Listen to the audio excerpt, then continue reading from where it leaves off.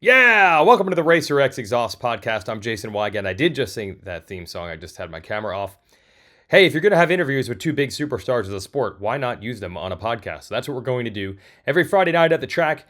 If you're there, if you're at the Lucas Oil Pro Motocross events, go over to the Monster Energy stage at 6 p.m. on Fridays. We'll have big-time superstar riders. We'll bench race. We'll interview them. Fans get to probably sneak in an autograph or two. And includes the last two races where we had Eli Tomac on stage at Thunder Valley in Colorado and Ken Roczen on Friday at High Point. So we'll play the interviews with those two riders in this episode of the Exhaust Podcast. Pretty cool. Also to have Ricky Carmichael as my co-host for the show in Colorado. So he's asking questions of Eli in our first interview. And Jason Thomas was back on the scene in High Point, so he'll be talking to Roczen as well. So this is a good little piece of insight in bench racing, and talking to these guys on Friday. They're always a little bit more relaxed than they are on race day. So this is pretty good stuff. We even uncover, I put this out there on our other podcast at Mathis and JT. I put this out there on my own Instagram account. We finally find out why Eli Tomac sometimes has bad races. We figured it out. It took us a dozen years, thousands of hours of podcast time wasted with psychological mumbo-jumbo theories, and then we find out today it's just sometimes the bike feels like the back is too low and he's hanging on too much with his arms. Yep, that's what we're going to do. We're going to solve all these things. But first, a shout out to our sponsors. Yoshimura is on board, of course, with the Exhaust Podcast. I mentioned in our last show the all-new RS12 exhaust system for the all-new generation of KTM Husqvarna 450s. I think it's going to work on the gas when they introduce the 2023 models of those as well. Also, this RS12 would fit the 22.5, I believe what they call them, Factory Edition KTM and Rockstar Edition Husqvarna. And those bikes don't have an aftermarket exhaust. Super high-end bikes, but they don't have an aftermarket exhaust. So you want one, you've got one. Go to Yoshimura-RD.com. And the real focus of the RS12 for the new KTM and Husky and gas 450s is rideability, controllable power, that connectivity from the wrist to the rear wheel, not just peak power. So check that out. Yoshimura-RD.com has all the information on the website.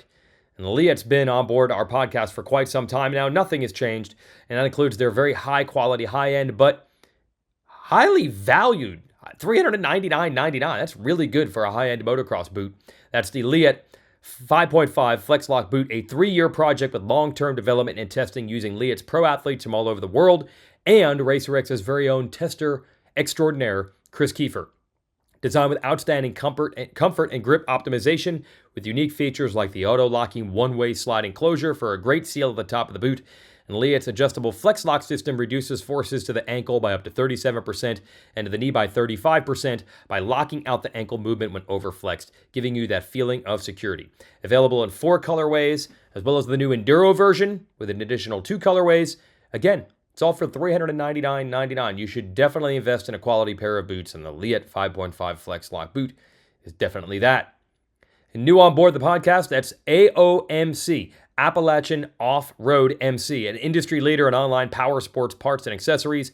AOMC will help you get equipped with every KTM, Husqvarna, Gas, Beta, Sherco, Suzuki, and Yamaha OEM part and accessory, as well as aftermarket parts for all brands. They offer free shipping in the lower 48 states on orders over $99, and you can increase your savings by earning BRAP Cash points on all orders. Once earned, use BRAP Cash points for your future purchases.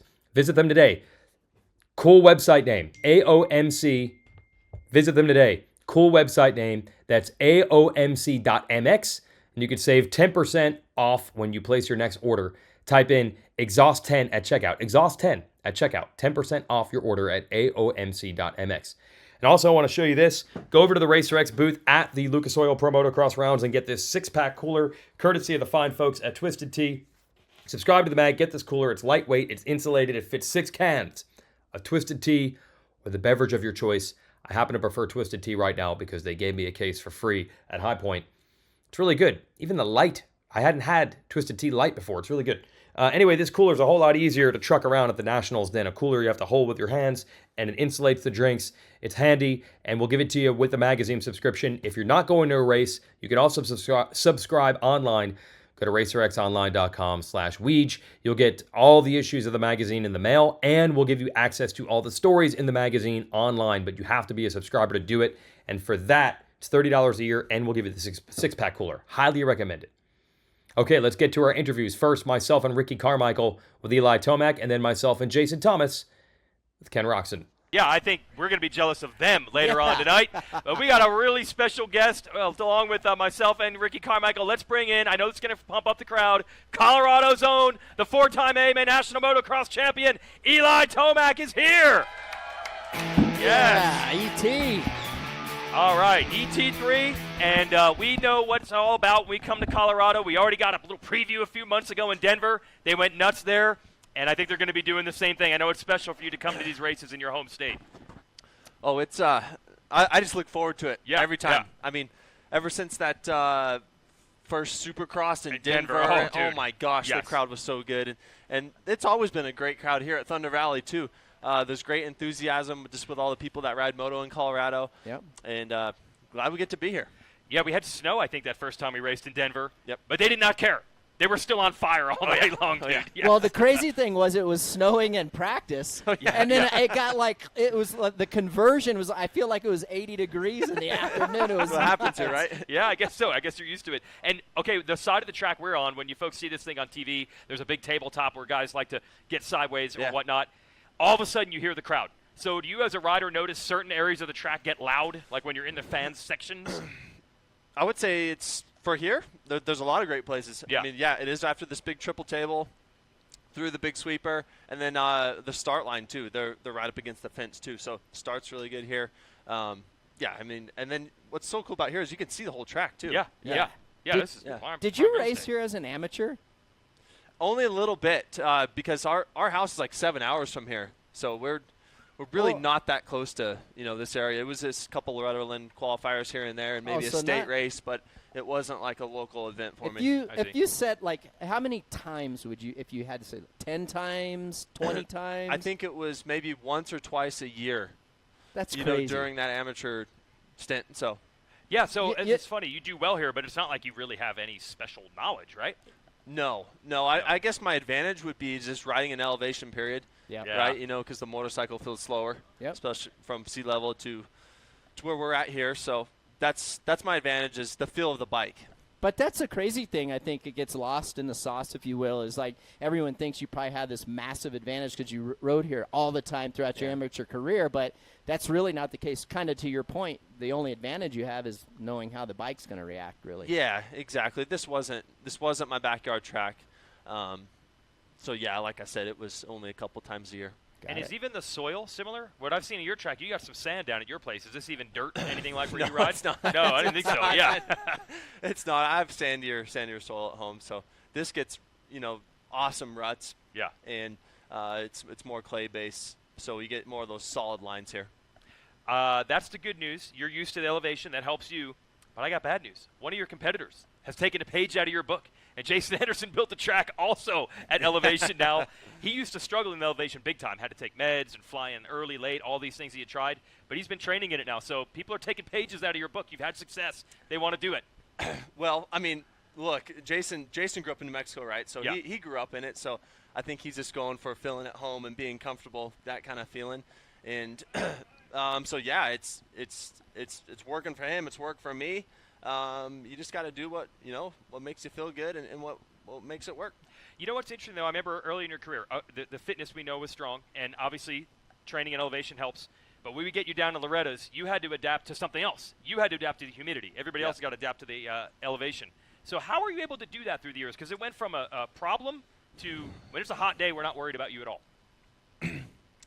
For me, I didn't adapt to it till I just got older, and I feel like you just get more strength as you get older, right? Your body, you learn. You learn, and you learn how to manage it, and what your limits are.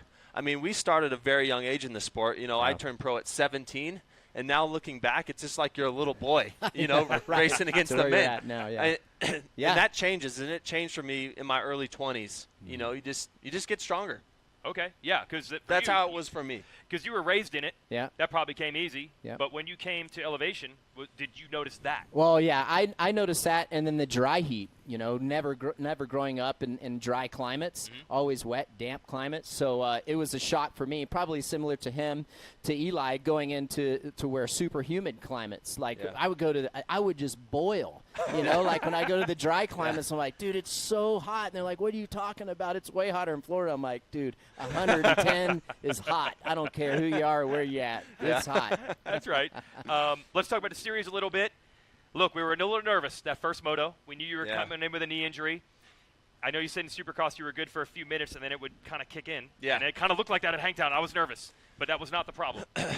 No, that was not the problem at Paula Moto 1. Yeah. I just got really tight. Yep. Arms got arm pump. I'll be totally honest. I just got arm pump and went backwards. Okay. Basically got kicked out the back. And I'm sure everyone that rides has felt that.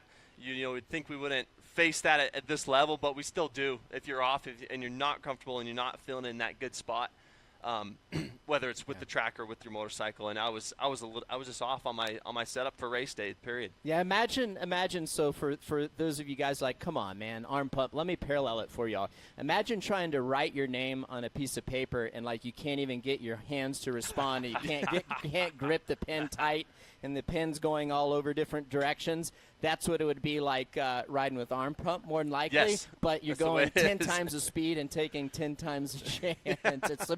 It's the worst feeling ever. You're just a sitting duck. You're like, well, I can't really ride. Here we go. hard. Here goes the next guy. That's right. Like, well, you got me.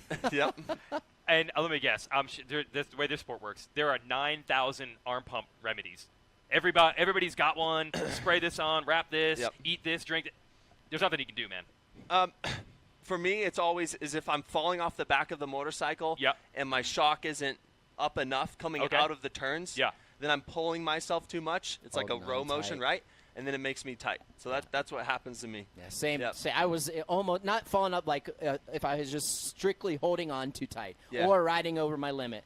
Like if running a 212 was easy and I tried to go 211, boom, my arms would blow up. I'd hold on tighter, and I just basically you almost have to surrender to not going that fast. Could you That's notice what that? It was, Pete. Did you know if you got a pit board and you're like, I got to try to go a second faster? Would you think, but I got to be careful? Yeah, 100%. I think it goes back to what ET was talking about. You learn as you go older. He knows what his limit is. He knows, like, all right, if I gotta bump it up a half second or a second, I'm probably going to get tight. So you have to weigh out the options, I feel like. And we all make the mistake of going too hard sometimes and then blowing up. You know, it just happens. Yeah, it's going to happen. It's the first time, it's not the last time, but absolutely, you got that line, and it's a game of chess. It's almost like championship, you got to be there every weekend, and some tracks you're going to feel great at, and you're going to have good speed. You won't have to hold on as tight, won't be falling off the back, whatever it might be. Everyone gets it a certain different way, but you got to be tactical about it. Yep. Can you tell with the bike setup before it even happens, like, oh, the way this bike feels, I might be in for it in a lap or two? Well, I didn't realize that obviously until the race. I mean early in the moto where you're like, oh, this is not the way I want the bike to feel. Yeah, I was actually nervous after practice because I'm like, those practice laps where we're sprinting so hard, I was already blowing up at the end of those laps. So I'm like, this could be a long day. Yeah. Yep. And you couldn't change enough to get it where you wanted. It's hard to take that big of a gamble because a lot of times you can make things worse. I see. Kind of nice to know what you have. And my mindset was like, hey, this is the first round. Maybe I'm just treating it as the first round. You have a little more nerves, a little more adrenaline going that first one. Mm-hmm. So I just kind of went with it, but I paid the price for it. Yeah. Did you know? Obviously, things were way better at Hangtown. Yep. Did you know going into Hangtown, I think we got a fix for this, or did you need to race again to know for sure? I mean, you always think you have the fix, and you don't know until you go put it to the test. So I got the balance better. I was way more comfortable. I was able to do my thing, just go lap after lap, and felt comfortable doing it. So hopefully we're good from here on out. Did you need to change from here, or are you pretty much on Hangtown now? I don't think I need to change from here. Because we made a couple little changes between Moto 1 and 2. But I was riding better. Yeah. And so for now, I'm gonna start with that and go with it. One thing's for sure is we did make big improvement from Paula to Hangtown, and this was our first race on the motorcycle. I don't want to put this all on the motorcycle, but it's hard to nail it right out the gate. Your first race on a new platform. Let me ask you this: have you ever taken your hot lap and you're like, dude, this thing doesn't feel right, I need to make a clicker adjustment here, or tension on the spring here, or have you ever done that? Because I tell you, I have. I'm like, dude, I don't know what this thing's going to be like. It was doing this in practice. Let me see what it's like. Oh, like on the sight lap? Oh, yeah. Oh, yeah. Oh, yeah. Okay, awesome. All right. I'm like, we'll do that. We'll make a change. You go out, you pin it on your sight lap. Make sure it's okay. Okay. Sometimes you put it back. Okay. So you might make a change between sight lap and moto. Yes. Wow. Yeah. Yes. Wow. Yep. There's times like because the conditions change so much from practice to first moto to second moto. There would be like sometimes I go for the second moto. I tell Goose, I'm like, it feels a little low on the sight lap. Like, give me some more like low speed compression. Keep it up in the back. Get up a little bit. Yep. You're just going to the line hoping. Hopefully we got it. Hope we got it. But you did get it. You did get it last week, so you got to be pumped. And coming in here with the fans and the momentum from last weekend, you got to be excited about the chances of this being a good weekend for you. Yeah. Yeah. Yeah. I mean, just trying to replicate Moto 2 at Hangtown. Like that just felt like like me at home. You know, you always feel good at home, but to have that same feeling at the race is a hard thing to do. What tracks on the series do you like the best? Like you're like, man, I'm looking forward to going to these races. To be honest, it was last week, Hangtown. Really? For some reason, I feel like I just race well there in general. And then I look forward to, here, Thunder Valley. Yeah, there we go. Mean, you know. There we go. Fans are loving it. I mean, I've got one bad memory here, right, in 2015, but the rest of it has been pretty good. And then I love Redbud. I love Southwick. You like Millville? I like Millville. Unadilla? That one's hit and miss. I haven't had great success there the past few years, so that one's on my list. I need to do better there. Yeah. We know how you feel about that, RC. Yeah. That was not on your good list. I regret some of the words I said about it. Some good people over there that run Unadilla. I was young, cocky. I shouldn't have said the things that I did, but it's still not my favorite track. Yeah, that one's a little bit low for me, too. There you go. There you go. Yeah, they can't all be At least aces. it's different now there. They put some different stuff on there, but still, I don't know. So this is exciting. You're coming in with momentum. One more thing I want to ask about. When I talked to Chase Sexton after the race last week, he didn't win the motos, but he said, man, it was fun. It was fun to battle. So I don't know if you guys are on the limit where you're like, God, this is so hard, or was it actually fun to be battling like that all the way down to the wire because he pushed you to the end? That was a serious push. Yeah. It wasn't fun for me. Okay. And when I passed him, like, okay, how I was able to pass him and get around him, it didn't seem super difficult to me. Mm-hmm. So I'm like, okay, I'm probably going to sneak away from this guy. And I didn't. He was there. And he was right there. I would go through the 180 turns after like the last roller uphill, right? And we'd turn and go down that little shelf. And that's where I would kind of, spot guys. And I never saw him for a couple laps. I'm like, maybe he crashed or he didn't go anywhere. And then finally I turned my eye a little bit more and he's like right on my wheel. I'm like, oh my gosh. Like, it's time to go. Okay. And then Chase's bike and Kenny's bike, they're super quiet. Yeah. So you can't really hear him behind you. And so those last two laps were a massive, massive push. I mean, it was all the way to the end, all the way to that little hip jump. Yeah. To that whatever. Yeah. Into that new rhythm lane right there. He was right there. So that was a huge push to the end. Lappers are getting you guys jammed up a little bit too, huh? A little bit jammed up from lappers. We both, got good and bad from that. But hey, you won. But so sometimes it's fun to battle. Sometimes you're pushing really hard. Yeah. I was giving my all, period. Yep. Yep. I mean, so was he. But, it wasn't fun. I mean, you're the guy, you're trying to keep him behind you. Yeah. You want that checkered flag to come out. Yeah, you want that checkered flag. We're going to throw the checkered flag on this. Let's have a big round of applause. Awesome for Eli Tomac to give us some time here on a Friday night. Yes. Thank you very much. All right, and we got a pretty big crowd gathered. We're going to give them what they want to see, and it's not either of us. So let's get our superstar celebrity guest. Let's welcome the two-time 450 national champion, Ken Roczen. Come on out. Yes. There you go, K-Rock. Great to have you here. And so that's the first thing I want to know. All the riders are like, just get in the East. I know you do spend time on East and West Coast. Do you feel like East is better for you? Where do you prefer it?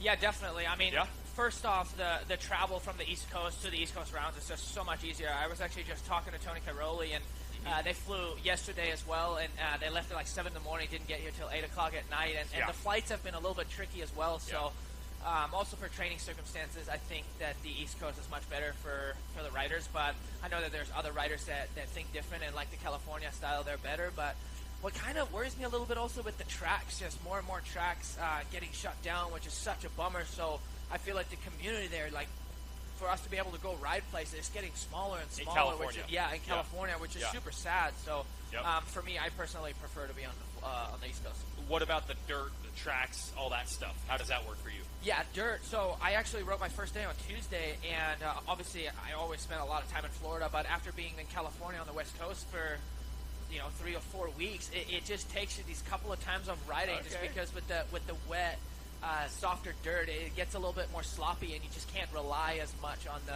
on everything. So you got to definitely be on your toes. So it took definitely 1 or 2 times of riding before I got myself back into the groove. And obviously coming to these kinds of tracks, it just makes a lot of sense to be on the East Coast. Absolutely. What do you think, Jason? Yeah, I think it's this track, I feel like it's really tough to replicate this at any practice track, whether in California or Florida or wherever. It's just very unique. Lots of off cambers. The dirt is uniquely northeastern. I mean, your technical skill set is I feel kind of perfect for a track like this. But I always felt like the first time out there, it was like a kind of a getting used to process, because you spend so much time. Start the series in California, move to Florida, but there's nothing really like this. No, especially not with the elevation changes. We have a lot. They have changed this over the last few years, but there's a lot of downhills that are actually fairly steep compared to what we see. For example, like Unadilla. I mean, I know we have the screw U turn, but in general, it's a lot of downhills, off cameras, like you said, and the dirt is a lot more. There's a lot more clay mixed in here, so the ruts have more hold up, and they tend to just be longer. All the way from the top of the hill, down the hill, back up the hill. So I feel like it's a very technical track. Yeah, and I felt like. It's a big difference here. This dirt you can start to trust a little bit. When it tacks up, especially in the morning, you could really be aggressive on it, where the first couple rounds, it's just icy and slippery, and you have to be a lot more careful. So I always felt like it was one of the first races of the year where you could really be aggressive, and you could really, dump the clutch. Everywhere else is just this feeling out process, which is perfect for you. A guy like me that didn't have a lot of talent, I needed all that traction to try to go faster. Well, it's a little bit of a bummer that they mix so much mulch in, because I feel like the mulch may hold a little bit more moisture in it, but in general, it just becomes a slop fest. It has no hold up ever in the turns on the straightaways, and when it's wet, all you do is slide around, where I prefer, when we have a clay track, keep it a clay track and have those ruts that you can trust a little bit more, and the ruts just have more hold up, and you can bank off of something instead of trying to mix this stuff in. I just feel like, personally, it never really works out that great with having that much mulch on it. Dude, we saw it last week. You guys were 6 seconds faster from the first session to the second practice session once that thing cleared out and dried out a little bit. Yeah, it's just it has no hold up, and you slide all over the place. Where Thunder Valley, especially before they did all of these changes, it was just a straight clay track, and I loved it because the ruts were long and they were there for you. They were tacky, and you had a lot of traction. And now they put all the mulch on again, and with it being as wet as it was in the first practice. Just a little bit sloppy. We want to talk about that win last week. It was like both things at once. Okay, you got a little gift there at the end with your teammate tipping over, but you also earned it because you had to hold off Eli Tomac, which is tough to do in the second moto. It was both in one, a hard-earned, and also it got given to you win. It was both. Exactly, yeah. Obviously with Chase going down right before the finish, that handed me the win, but at the same time, if I wouldn't have put up a fight like I did against Eli and stayed in that position, I wouldn't have gotten the overall either, so I'll take it anyways, I mean, I feel like I've been on the short end of the stick plenty of times, and it just felt good to get that first overall win out of the way, and I feel like my riding, I wasn't maybe quite the fastest over the whole thing, but I feel like I put up a good fight, and I was riding solidly, and I applied myself every single lap, and I really raced from corner to corner, and especially towards the later stages when Eli was behind me, I just stayed in it, and I just held him off as long as I could, and I got rewarded. I thought it was really cool. There are so many guys that you can't trust in racing, and you don't have to name names. Everybody that races certain guys every weekend and week out, you know who you can trust and you know who you can't. And when I was watching you and Eli battle, it was clear that Eli trusted you to not do anything stupid, for lack of a better word, right? He was willing to push it in there on the outside. If he could make it work, he could make it work. But some guys in that situation, they would have ended up on the ground. They would have knocked him down. But you guys have this trust because you have always raced each other clean. You don't take cheap shots. So I think that's when you get your best racing, is when guys are willing to take chances because, hey, this guy's not going to do anything dirty. Like, I can actually push the issue. Had that been Barsha, there's no way that Eli is going to take that chance because he knows he can't go in there on the outside. So I like that camaraderie and the respect there. And it's just knowing who you're racing against. There are guys you can do that with and guys you can't. Yeah, and obviously the first attempt that he did, I was obviously a little bit farther behind him, but I still had the inside line, and I feel like if I wouldn't have taken that chance to kind of bump him out of the rut, I feel like it would have been another situation of me just kind of letting him by, and I just wasn't willing to do that. But like you said, me and Eli respect each other a lot. We've had a lot of great racing over the last few years, really in our entire career. And I just, that's what makes it the absolute most fun. And we both stayed on the bike, and I feel like the fans appreciate it as well. You came into this. Did you guys like that battle last week? Did you guys like that? Oh, yeah. Oh, yeah. First time JT's ever pit reporter is at round one, and you immediately turn to the crowd and try to hype the crowd up. You seem like you're really enjoying the whole process of being back in the races, not just the results, but everything about it, the fans too. Yeah, absolutely. I mean, I've always loved the fans. I personally had to do some soul searching as well with my time off, but I just was in a position where things got really tough, and some of the things just out of my hand, and that was really wearing on me. So I had to go through some stuff and do some soul searching, but I made up my mind, and I really am trying to revamp myself, and I'm enjoying it right now a lot. And it's not so much for me about expectations or anything, but I just want to work on getting better every time I go out on the track, and that's every day, even when I go out on the practice track during the week, and just being a good person, and just enjoy life for what it is right now, and just work on myself and get better and see where that takes me, really. You seem confident coming into the season, but did it help you to, like, you felt like you could do it, but did it help you after last week to actually do it against Tomac? Well, here's the thing. I'm a believer in putting it out in the universe, right? Like, it wasn't so much that I'm extremely confident in that, hey, I am going to win or anything like that, but I guess one day I just woke up and I flipped everything 180 degrees, and like I said, I made up my mind and I wanted to do this again, and I trust in the decision, my actual strong decision that I made in my heart, and I put it out in the universe because that holds me accountable. And I mean, I of course, in Hangtown, I wasn't on the podium, and it wasn't so much about, hey, I'm going to go out and kick everybody's ass and I'm going to win. It was that I simply wanted to be at the highest level of racing, which I'm already at right now. Like, I'm battling these dudes for wins and podiums, and that to me is the highest level of racing. So I am fulfilling my dream again, and I'm on the right course, and I'm doing everything possible to be up there, and I will never take being on the podium for granted again either, because I was in some bad times, and it wasn't fun, and really puts things into perspective. So I'm just glad where I'm at right now. I'm enjoying it. I'm enjoying it with my family, and my enthusiasm is there, and I'm mentally there, and I'm physically getting better, and it's really just a working process that I'm enjoying right now. But did it give you that little extra boost to be standing in the middle of the box? Oh, it was unbelievable. Like I said, I'm mentally in a good spot where I was able to just push my limits more and more, and then get rewarded like that. And that, I may have not shown it so much emotionally, but that was really special for me, because that being in that position, it felt really far away from me at one point. Yes. And I am back to being there and just being on the podium in general. So it meant a lot to me in my heart, and I'm going to continue fighting to put myself back in that position, and just kind of, I'm along for the ride and see where that takes me again. That's cool. So when we're going into last weekend, and it's saying the temperatures are going to be in the high 90s, and we know it's at 6,000 feet and all these things, and Weege and I and Steve Mathis and all these other dummies that are in the media, this is our job, to make up storylines and talk about things, what if, and we're always wondering, like, okay, Kenny's one of the best riders we've ever seen. He can win any given weekend. If it's really hot and we're at altitude and all these things, are we still going to see that same level? And you won.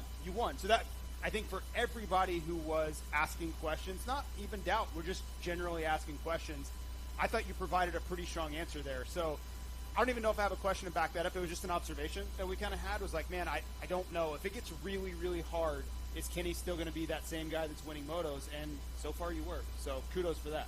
Yeah, no, I appreciate it. I totally get that. Like, I tend to, it's not even that I'm getting mad, but to me at this point, I'm using it in the right way, and it's all about fueling the fire, and it really is. And I'm doing that in my head, and like I said, if I wouldn't have done all that work and honestly being in the dump, like how I was at one point, for me personally, I wouldn't have been able to do it, I think. So right now, just where I'm at mentally and physically, I just trust in whatever I'm doing, and I'm also, I don't ever freak out. Like if I'm not feeling the greatest or whatever, I used to be like, dang it, like, because I'm always trying whatever I can, but I tend to not freak out about that because it's all about what I can do that day, because at that point I can't really change it anyway, and I just really want to put my heart out there, and whatever I get doing a Saturday race day is what I'm going to work with, and I'm using that as fuel in a very positive way instead of getting down on myself and throwing up all these question marks. And I've learned, I've learned that in the recent months, and that's where I'm at right now. Yeah, and I think there's something to be said for, you can only control what you can control, right? You try as hard as you possibly can, and if things don't go your way that day, there's nothing you can do about it because you would have done something about it in that moment. And there's just something you have to live with in that. And honestly, as a rider, it's just so hard to accept when you work your butt off and you try everything you can, and you're being held back by a virus that is for people really hard to understand, because it's not like you're having a broken arm. People can look at you with a cast on and you have a broken arm. So people can't really see what I feel, you know what I mean? So it's very hard to understand. But I've also learned to deal with that, and I don't really race for anybody really but myself, right? So again, whatever I get that day, and I've just learned to take it for what it is and ride with it and race with it and try to make the best of it, because we have to be good for 12 rounds. And if I tomorrow don't feel that great and I'm not doing, I'm still gonna put my heart out there, because every single point counts. One thing that's got to be boosting your spirits, I've seen this buddy thing building with you and Tony Caroli. You never really got a chance to race each other back over in Europe. Your kids are hanging out every weekend. Your old buddy Ryan Dungey's back at the races. It's kind of a fun summer to be back at it. Totally, and it's a little bit weird, right? I feel like the vibe this year is completely different, just with having Dungebag and Tony over. Me and Tony have been friends for a long time, and like you said, we never got to race each other. We were always on different continents, so I really haven't gotten to spend time with them for a really long time. I've also known the wife for a really long time, since I was like this tall. Oh, wow. And so we've been having the greatest time, especially with their kid Chase and my son. They've been playing like crazy. We're actually parked side by side, so which makes it even cooler. Dungeback, and I don't know if anybody know, but last year he was helping me out a lot. I was on the phone with him almost every week, and now we're racing each other again. But it's all in good spirits and as a friend, right? Like, we've just had this communication been going on for a long time, and even this year throughout Supercross we have been in contact. So the vibe is just a little bit different, and I'm just stoked to be racing both of those guys again. And it seems like the fans love it, because obviously having Tony over here, I've heard a lot of good feedback for him, and he wants to keep racing and see what it gives him. And he's, I mean, not to say that he's old, but in this sport he is, and he's absolutely ripping. So that's a big hats off to him, and I'm just enjoying the whole thing. You guys pumped to see Tony Caroli going to be racing tomorrow? Is that cool? Yeah, the 9-time world champ. We're excited to get him a high point. I think we're like, you're going to like this one. He's probably going to like this track, I would think. Yeah, I think so. I mean, again, with the ruts and stuff, it's probably going to be feeling a lot more like a Euro track. I mean, if you see some of the French GP, like an Ernée, it's a lot of steep, tighter technical sections with clay and ruddy type stuff. So I'm sure he'll be plenty good. All right, we got an awesome vibe. Let's send Ken Roczen off with a big cheer. Let's hear it for the 94. Yes.